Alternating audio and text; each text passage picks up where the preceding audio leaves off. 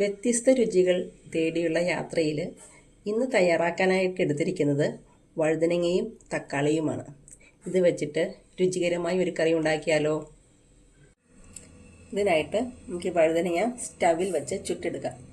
ഇടയ്ക്കത് തിരിച്ചു കൊടുക്കാൻ മറക്കല്ലേ.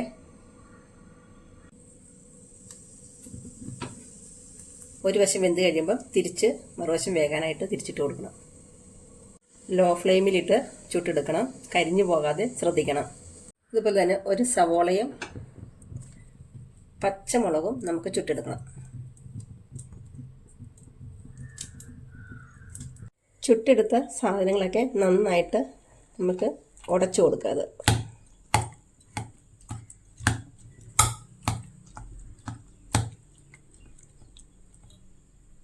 കറി തയ്യാറാക്കാനായിട്ട് ഞാനിവിടെ ഒരു പാൻ വെച്ചിട്ടുണ്ട്.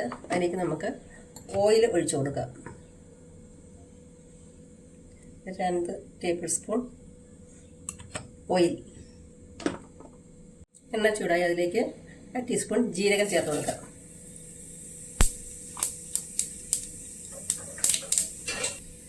രണ്ട് കറിവേപ്പില.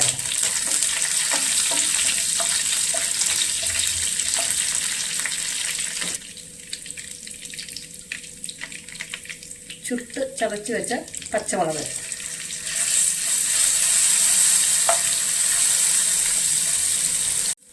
ചുട്ട് ചതച്ച് വെച്ച സവോള.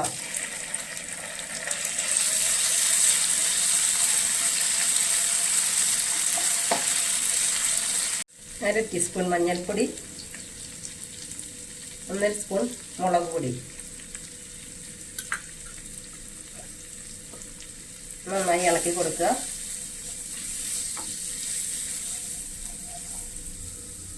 ചുട്ട് നന്നായി ഉടച്ചെടുത്ത തക്കാളി ചേർത്ത് കൊടുക്കാം.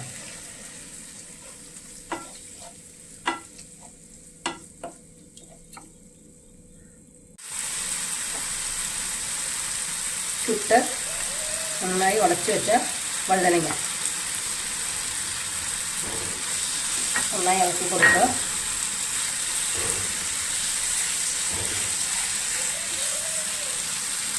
ഉപ്പ് ആവശ്യത്തിന് ചേർത്ത് കൊടുക്കുക. നന്നായി ഉടച്ചെടുത്ത പുളി കുറഞ്ഞ് കുറച്ച് തൈര് ചേർത്ത് കൊടുക്കുക.